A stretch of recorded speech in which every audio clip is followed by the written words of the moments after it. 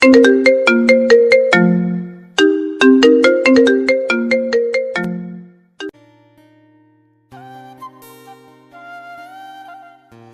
নতুন নতুন ভালোবাসার গল্প পেতে আমাদের চ্যানেলটি সাবস্ক্রাইব করে বেল বাটনে ক্লিক করুন। সন্ধ্যা ৭টা বাজে। আজকে শুক্রবার বলে অফিস অফ ডে। গার্মেন্টসে যারা চাকরি করে তাদের শুক্রবার দিনটা কাপড় ধুতেই চলে যায়। ঘুম থেকে উঠে বিকালবেলা একটু বাইরে হাঁটতে আসছিলাম। সারা সপ্তাহে একটা দিন সবাই মিলে একসাথে আড্ডা দেওয়ার সময় নাই। এখন রুমে ফিরছি। রাতের খাবারটা রেডি করতে হবে আমার। কিছু দূর যাওয়ার পর লক্ষ্য করলাম কে যেন আমায় ফলো করতেছে। চারদিকে হালকা অন্ধকার নেমে এসেছে, তাই ঠিকভাবে দেখতে পাচ্ছি না। কিছু দূর যাওয়ার পর ল্যাম্পপোস্টের আলোতে পেছনে ফিরে তাকালাম। দেখলাম একটা মেয়ে, বয়স সম্ভবত ২০ থেকে ২১, আমার মতোই হবে, একটা ব্যাগ হাতে নিয়ে আমার পেছন পেছন আসতেছে। আমি থেমে গেলাম। সোজা মেয়েটার সামনে গিয়ে বললাম, এক্সকিউজ মি, আপনি কি আমায় কিছু বলবেন? মেয়েটা কোনো কথা বলছে না, চুপ করে দাঁড়িয়ে আছে। আমি আবার বললাম, কি হলো, কিছু বলবেন? মেয়েটা হাসূচক মাথা নাড়ল। আমি বললাম, বলুন কি বলবেন। মেয়েটা বলল, পিপাসা পেয়েছে, একটু পানির ব্যবস্থা করবেন প্লিজ, তারপর আমি আপনাকে সব বলছি। আপনার নাম তানভীর, তাই না? আরে, এই মেয়ে তো আমার নাম জানে, কিন্তু আমি তাকে কখনো দেখেছি বলে মনে পড়ছে না তো। আপনি আমার নাম জানলেন কি করে? মেয়েটা মুচকি হেসে বলল, সেটা না হয় পরে বলি, এখন একটু পানি খাওয়ান প্লিজ। একটা হোটেলে গিয়ে হালকা কিছু খেয়ে পানি খেয়ে নিলাম। বাইরে বের হয়ে মেয়েটাকে উদ্দেশ্য করে বললাম, কি যেন বলতে চাইছিলেন? মেয়েটা তখন বলতে শুরু করলো, একজনের খোঁজে এখানে এসেছে, কিন্তু ঢাকা শহরে নতুন, তাই কিচ্ছু চেনে না। অনেক কথা হলো মেয়েটার আমার সাথে, কিন্তু একটা কথা আমায় একদম চমকে দিল। মেয়েটা বলল, কয়েকটা দিন আপনার সাথে থাকার জায়গা হবে? কয় কি মেয়েটা, এক অচেনা মেয়ে থাকবে আমার সাথে? আপনি কি পাগল হয়ে গেছেন?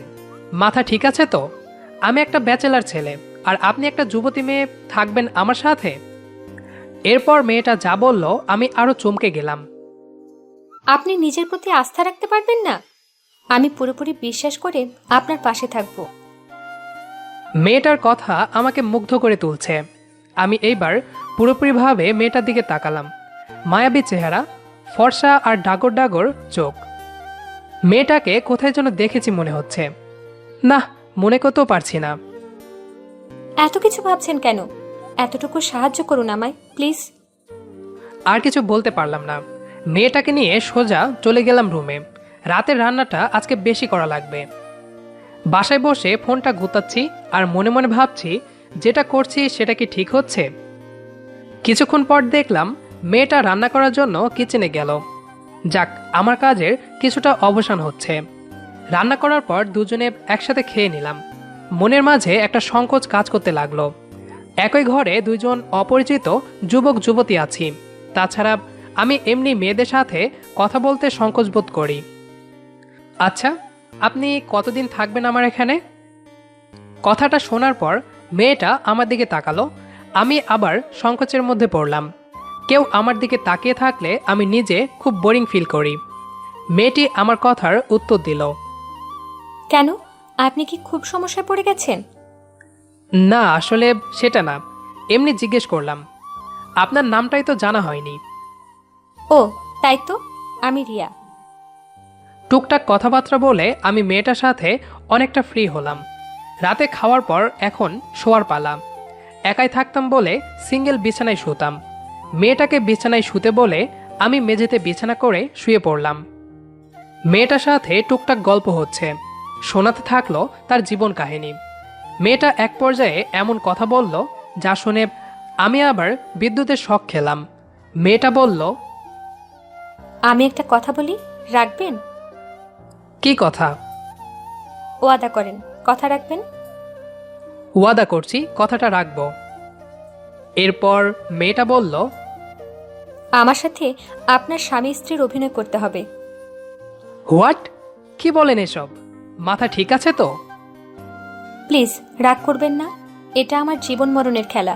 আপনি সহযোগিতা করলে আমি জয়ী হব। জীবন মরণের খেলা মানে? আপনাকে সবকিছু পরে বলবো। আপনার পায়ে ধরি, আপনি না করবেন না। আরে আরে কি করছেন? ছাড়ুন বলছি। ঠিক আছে, আমি রাজি। থ্যাঙ্কস, আমি আপনার কাছে অতি কৃতজ্ঞ। আমাকে কি করতে হবে? আপনি শুধু আমার সাথে স্বামীর অভিনয় করবেন। আমি আপনার বউ। কালকে আমরা গ্রামে যাব। মনে মনে ভাবছি, কি হচ্ছে আমার সাথে এসব? অনেকদিন ধরে ঢাকায় আছি, কমপক্ষে 7 বছর ধরে। বাসা থেকে রাগ করে চলে এসেছিলাম এক বড় ভাইয়ের সাথে। আগে টুকটাক কাজ করতাম, এখন গার্মেন্টসে চাকরি করি।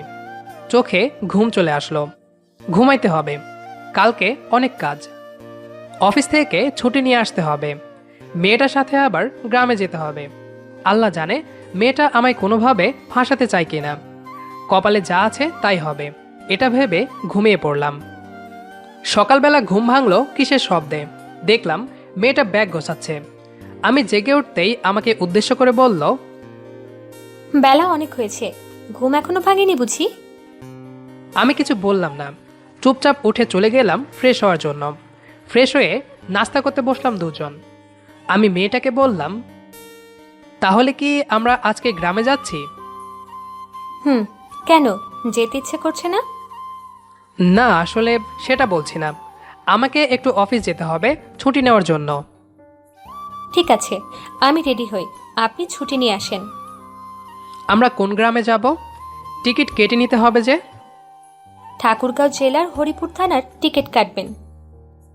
হরিপুর? ওখানে তো আমার খালার বাসা। তাই নাকি? তাহলে তো ভালোই হলো, যান তাড়াতাড়ি। অফিস থেকে ছুটি নিয়ে বাসায় ফিরলাম। বাসায় গিয়ে রেডি হয়ে নিলাম। আল্লাহ ভরসা, কি হয় কপালে, যা আছে তাই হবে। আমার কারণে যদি একটা মেয়ের উপকার হয় তাহলে আমার কোনো আপত্তি নেই। কি হলো, এখনো হয়নি আপনার? এই তো আসছি। এ কি, আপনি শাড়ি পরলেন যে? শাড়ি না পরলে বউ মানাবে কি করে? মেয়েটাকে যত দেখি ততই মুগ্ধ হই। অদ্ভুত রকমের কথা বলে মেয়েটা। বলতে বলতে বাইরে বের হয়ে গেলাম। অফিস থেকে ফেরার পথে 2টা টিকিট নিয়েছিলাম। আমরা এখন গাড়িতে জার্নি করতে হবে প্রায় 400 কিলোমিটার। দুজনে পাশাপাশি 2টো সিটে বসে আছি। মেয়েটার দিকে আর চোখে তাকালাম, কোনো ভয়ের ছাপ নেই। মনে হয় না কোনো বিপদে পড়েছে। মেয়েটাকে যতই দেখছি ততই অদ্ভুত রকমের রহস্যের গন্ধ পাচ্ছি। আমাদের সিটটা ডান পাশে, বাম পাশের সিটে একজন বৃদ্ধ বসেছে। তখন থেকে বকবক করে চলেছে, রসিকতা করছে অনেকের সাথে। আমাদের উদ্দেশ্য করে বলল, কি বেটা, কতদিন হলো বিয়ে করার? আমি কি বলবো ভাবতে পারছিলাম না, হয়েছিলাম। মেয়েটা তখন বলল, 1 মাস হয়েছে চাচা। বাহ, চালিয়ে যাও ফুলটুসি। বর কি কম কথা বলে নাকি তোমার? জি, উনি কম কথা বলেন। আমি কথাটা শুনে মেয়েটার দিকে তাকালাম। চোখাচোখি হতেই মেয়েটা জিহবাই কামড় দিল। আমি কিছু বললাম না। জানালার হালকা বাতাসে চরম শান্তিতে চোখটা আরামে বুজে গেল। ঘুমটা ভাঙলো হালকা ঝাঁকুনিতে। চোখ খুলে আমার কাঁধে কারো অস্তিত্ব টের পেলাম। মেয়েটা ঘুমিয়ে আছে, কি নিষ্পাপ চেহারা, মনে হচ্ছে খুব চেনা ফেস, একদম আমার গায়ের সাথে মিশে গেছে। আমি তার দেহের উষ্ণতা টের পাচ্ছি। আমার ভেতরের অনুভূতিটা জাগ্রত হওয়ার চেষ্টা করছে। মেয়েটাকে সরিয়ে দিলাম সিটটাতে ভালোভাবে মাথাটা বসিয়ে। প্রায় 12 ঘন্টা জার্নি করার পর গাড়িটা এসে থামলো হরিপুর বাস স্টেশনে। ঘড়িতে তখন রাত 9টা 30 মিনিট। বাসটা থেমে গেল। মেয়েটা এখনো ঘুমে আচ্ছন্ন। আমি আস্তে করে ডাক দিলাম, এই যে মিস, আমরা এসে গেছি, নামতে হবে। মেয়েটা ঘুম থেকে উঠে তার কাপড় চোপড় ঠিক করে নিল। তারপর বলল, ঠিক আছে, চলুন নামা যাক। আমরা নামার পর থেকে মেয়েটা কি যেন খুঁজতেছে, এদিক ওদিক তাকাচ্ছে। আপনি কি কিছু খুঁজতেছেন? না না, কিছু না, রাত হয়েছে, চলুন রিকশায় করে উঠি। আমি যতদূর জানি এখানে রিক্সা নেই, এটা গ্রাম্য এলাকা। এখানে অটো সিএনজিতে করে যেতে হয়। বাহ, আপনি তো দেখি ভালোই জানেন। হুম, বহুবার এসেছি আমার খালার বাসায়। আচ্ছা, আপনার খালার বাসাটা কোথায়? প্রায় 7 বছর আগের কথা। বাসাটা কি আর আগের মতোই থাকবে? ভুলেই গেছি। শুধু এইটুকু মনে আছে যে এই দিক দিয়ে যেতে হবে। হুম, আমরা এখন ওই দিক দিয়ে যাব। মানে কি? আপনার বাসাও কি ওইদিকে নাকি? হুম। মাথায় কিছু ঢুকছে না। কি থেকে কি হচ্ছে আল্লাহ জানে। অটোতে করে যাচ্ছি, অন্ধকারে কিছু চিনতে পারছি না। গ্রামটা পুরো বদলে গেছে। সেই 7-8 বছর আগে কেমন ছিল আর এখন পুরোটা বদলে গেছে। আপনাদের গ্রামটা পুরো পাল্টে গেছে। হুম, সময়ের সাথে সাথে সবকিছু পাল্টে যায়, যেমন আপনি পাল্টে গেছেন। মানে কি? আপনি কি আমায় আগে দেখেছিলেন?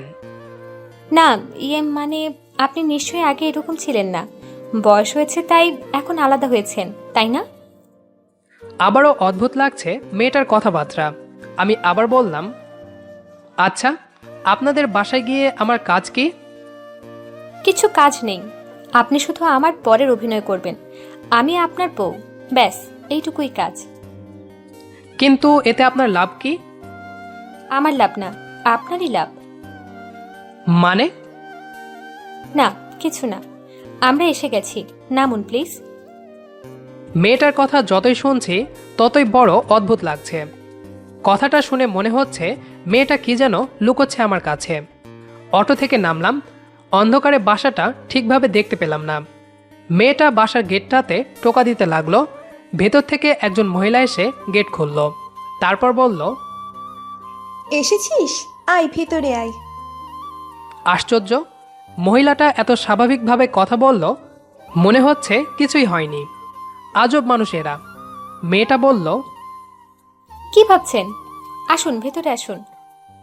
ভেতরে গিয়ে ভদ্র মহিলাকে সালাম দিলাম। আসল আর নকল হোক, শাশুড়ি বলে কথা। মহিলা আমার সালাম নিলেন। বাসাটাও অন্ধকার। আমি মেয়েটাকে বললাম, আচ্ছা, আপনার বাসায়? শ্শ্, তুমি করে বলুন, বউকে কেউ আপনি করে বলে? মানে তোমাদের বাসায় কি বিদ্যুৎ নেই? হুম, আছে তো। তাহলে অন্ধকার কেন? ও তুমি বুঝবে না, বাইরের বাতি সব অফ করা আছে একটা কারণে। আমরা একটা ঘরে গিয়ে ঢুকলাম। ঘরের বাতি জ্বালানো আছে। মেয়েটা ঘরে পানি নিয়ে আসলো আমার মুখ হাত ধোয়ার জন্য। আচ্ছা, বাসায় কি আর কেউ নেই? আছে অনেকে। তাহলে বাসা খালি কেন? আজকে বিশ্রাম করুন, কালকে সকালে সবাইকে থাকতে হবে। আচ্ছা, আমাকে এখানে কতদিন থাকতে হবে?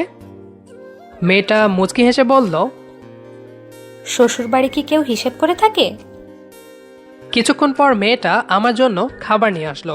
পেটে অনেক ক্ষুধা। আগে খেয়ে নেই, তারপর দেখা যাবে। খাওয়া দাওয়া সেরে এবার আমাদের ঘুমানোর পালা। আমি শুয়ে আছি আর মেয়েটা আমার পাশে বিছানায় বসে আছে। মেয়েটা মনে মনে হাসতেছে। হাসেন কেন? আমি সাকসেস হয়েছি তাই হাসছি। আপনাদের পরিবারের সদস্যরা সবাই কি অদ্ভুত। কেন? এই যে আপনি আমায় নিয়ে বাসায় ঢুকলেন, কারো কোনো আপত্তি হলো না? হ্যাঁ, আমরা অদ্ভুত ফ্যামিলির মানুষ। কালকে সকালে আপনার জন্য একটা সারপ্রাইজ অপেক্ষা করছে। আমার আবার কিসের সারপ্রাইজ? সকাল হলেই দেখবেন। মেয়েটা আমাকে গল্প শোনাতে লাগলো। আমার সাথে এমন আচরণ করছে যেন সত্যি আমার বউ। হাত নেড়ে নেড়ে গল্প শোনাচ্ছে। হঠাৎ করে আমার চোখটা গেল ঘরের দেওয়ালে। সেখানে একটা ছবি টাঙানো। বিদ্যুৎ শক খেলে যেমন হয় তার থেকেও বেশি অনুভব করলাম। আমি শোয়া থেকে উঠলাম। আমার ওঠা দেখে মেয়েটা আমায় বলল, উঠছেন কেন? ওই ছবিটা এখানে কেন? মেয়েটা আমার কথা শোনার পর জিহ্বায় কামড় দিয়ে মুখটা ঘুরিয়ে ফেলল। কি হলো বলুন? মেয়েটা কিছু বলছে না। আমি পেছনে পিঠ থেকে ওর ব্লাউজটা একটু করে তুলতে লাগলাম। মেয়েটা লজ্জায় মুখ ঘুরিয়ে আছে। পাঠক পাঠিকারা খারাপ কিছু মনে করবেন না, এখানে রহস্য লুকিয়ে আছে। আমি মেয়েটার ব্লাউজটা পেছন থেকে হালকাভাবে তুলতে লাগলাম। কিছুটা তোলার পর আমি সেই দাগটা দেখতে পেলাম। আর কোনো কথা না বলে ওকে পেছন থেকে জড়িয়ে ধরলাম। সুমিত তুই? ও কোনো কথা বলছে না, কাঁদতে শুরু করেছে, মুখটা ওইদিকে ঘুরে আছে। আগে বলিসনি কেন যে তুই সুমি? ও কাঁদতে কাঁদতে অভিমানী কণ্ঠে বলল, মানুষ এত স্বার্থপর হয় আগে জানতাম না। আমাকে তুই ভুলে যেতে পারলি? সরি রে, তুই যে এত বড় হয়েছিস তা আমার ধারণার বাইরে। 7 বছরের তুই আর আজকের তুই অনেকটা পরিবর্তন হয়ে গেছিস। আমি কেমনে তোকে চিনতে পারছি? ছোট থেকেই তো তোর স্মৃতিশক্তি আমার থেকে বেশি, তাই তুই চিনতে পেরেছিস। আচ্ছা, যে মহিলাটা দরজাটা খুললো ওইটা কি তাহলে খালা ছিল? সুমি আমাকে কিল ঘুষি মারতে মারতে বলল, কুত্তা বিলাই ছাগল কোথাকার, নিজের খালার কণ্ঠ চিনতে পারিস না? তোরা কত চালাক মাইরি, বাইরে আলো বন্ধ ছিল কেন? তোর সাথে কেমন গেমটাই খেললাম, আরো অনেক কিছু করতে চাইছিলাম, কিন্তু ওই ছবিটা সব প্ল্যান নষ্ট করে দিল। আমি সুমিকে পেছন থেকে জড়িয়ে ধরে ওর গালের সাথে আমার গাল ঘষতে লাগলাম। ও চোখ বন্ধ করে আছে। আমি বললাম, তুই আসলে খুব চালাক রে, কত বুদ্ধি তোর, আমাকে ফিরিয়ে আনলি তুই। তানভীর ছাড়, আমার আম্মু তো জানে যে আমরা স্বামী স্ত্রী না, আমাকে অন্য ঘরে ঘুমাতে হবে। ঠিক আছে যা, তবে খালাকে পাঠিয়ে দিস, অনেকদিন দেখি না। ঠিক আছে। কিছুক্ষণ পর খালা আসলো রুমে, এসে আমাকে জড়িয়ে ধরে আদর করতে লাগলো। আরও কিছু কথা বলে খালা চলে গেল। আপনারা হয়তো এতক্ষণে বুঝে গেছেন যে আমার বউয়ের অভিনয় করত সে আমার আপন খালাতো বোন। ওর নাম সুমি, অনেক বুদ্ধিমতী মেয়ে। কোন চাল চালিয়ে আমাকে নিয়ে আসলো, আর আমি ওকে চিনতে পারিনি, এটাই বড় ব্যর্থতা। কিছুক্ষণ পর সুমি আবার রুমে আসলো। কিরে, আবার আসলি যে? মা আমাকে এই রুমে শুতে বলল, আমি নিচে শোবো, তুই উপরে থাক। আমার সাথে থাকবি? ভয় করে না? তোকে আমি ছোট থেকেই চিনি, তাই তোকে দেখে ভয় পাওয়ার কিচ্ছু নেই। তুই কিছু করলে আমায় যখন একা পেয়েছিলি তখনই কিছু করতিস। তুই আমায় খুঁজে পেলি কেমনে রে ঢাকায়? তোর ঠিকানা নিয়েছিলাম রাসেল ভাইয়ের কাছে, রাস্তায় দেখা না হলে সোজা তোর বাসায় যেতাম। ওকে, এখন ঘুমাতে দে। ঠিক আছে, ঘুমা। কি থেকে কি হলো, ভাবছিলাম কি আর হলোটা কি, এসব ভাবতে ভাবতে ঘুমিয়ে পড়লাম। ঘুমটা ভেঙে গেল কারো হাতে ছোঁয়ায়, সম্ভবত সকাল হয়েছে। চোখটা খুলে যা দেখলাম আমার মাথায় হাত বুলিয়ে দিচ্ছে। 7 বছর পর মায়ের মুখ দেখছি। আমি উঠতেই মা কাঁদতে কাঁদতে আমায় জড়িয়ে ধরল, তারপর বলল, তোর এত রাগ রে খোকা, সবাইকে ছেড়ে তুই একা 7টা বছর কাটিয়ে দিতে পারলি? আমি কিছু বলতে পারলাম না। চোখে কখন পানি এসে গেছে ভাবতে পারিনি। পেছনে দেখতে পেলাম বাবা দাঁড়িয়ে। বাবার সাথে রাগ করেই সেদিন বাসা থেকে চলে গেছিলাম। সোজা গিয়ে বাবাকে জড়িয়ে ধরলাম। কিরে খোকা, তোর বাবা না হয় ভুল করেই মেরেছিল, বাবারা তো মারলেও আদর করতে দেরি করে না। তুই সেদিন আমাকে আদর করার সুযোগ দিলি না। আপনজনদের কাছে পেয়ে আমার মুখ দিয়ে কোনো কথা বের হলো না। আবেগের বশে কান্না বের হচ্ছে। পেছনে তাকিয়ে দেখলাম ছোট বোনটা কাঁদছে। আমার সে ছোট্ট বোনটা আজ কতটা বড় হয়ে গেছে। ওর কাছে যেতেই অভিমানে মুখটা ফিরিয়ে নিল, তারপর বলল, যে আমায় ছেড়ে চলে যেতে পারে সে আমার ভাইয়া না। কথাটা শোনার পর বোনটাকে পেছন থেকে জড়িয়ে ধরলাম। তারপর কান্নাজড়িত কণ্ঠে বললাম, সরি রে আপু, আমায় ক্ষমা করে দে, আর কোনোদিন তোকে ছেড়ে যাব না। ও চিৎকার করে কাঁদতে কাঁদতে আমার বুকে এসে লুকালো। আরও কত মানুষ আমায় দেখতে এসেছে। সবাই দাঁড়িয়ে মনে হয় সিনেমার কাহিনী দেখতেছে। সবার চোখে অশ্রু। আমি ফ্রেশ হয়ে আসলাম। কিছুক্ষণ পর সুমি আমার খাবার নিয়ে আসলো। আমি খাচ্ছি আর সুমির দিকে তাকিয়ে আছি। ও আমায় ইশারায় বলতেছে, কি দেখো। আমি ওকে কাছে ডাকলাম, ও কাছে আসলো। আমি ওর কানে কানে বললাম, তুই আমার সত্যিকারের বউ হবি? কোনো কথা বলছে না, লজ্জায় মুখ লাল হয়ে আছে। আমি আবার বললাম, কি রে, আমার বউ হবি সত্যিকারের? তোর জন্য তো আমি এত অপেক্ষা করেছি, না হলে এতদিন কবেই আমার বিয়ে হয়ে যেত। কথাটা বলেই বউ আমার দৌড়ে চলে গেল। 7 বছরে টাকা ভালোই জমিয়েছি, বিয়েটা করেই ফেলি। পারিবারিক আলোচনা সাপেক্ষে বিয়ের দিন তারিখ ঠিক করা হলো। আপনাদের দাওয়াত দিব না কিন্তু। বাসরাতে কি হলো, তুই বালিশ নিয়ে কোথায় যাস? কেন, নিচে শোবো না? থাপ্পড় দিব একটা, ফাজিল কোথাকার। তুই জানিস না আমি এখন তোর সত্যিকারের বউ? ওরে বাবা, কোন বউরে বাবা? বাসরাতেই এত ঝাড়ি, না জানি পরে কি হয়। গল্পটি এখানে শেষ করছি। আমাদের আজকের গল্পটি আপনার কাছে কেমন লেগেছে সেটি অবশ্যই কমেন্ট করে জানাবেন। আর নিয়মিত এরকম গল্প শুনতে আমাদের সাথেই থাকবেন। ধন্যবাদ সবাইকে।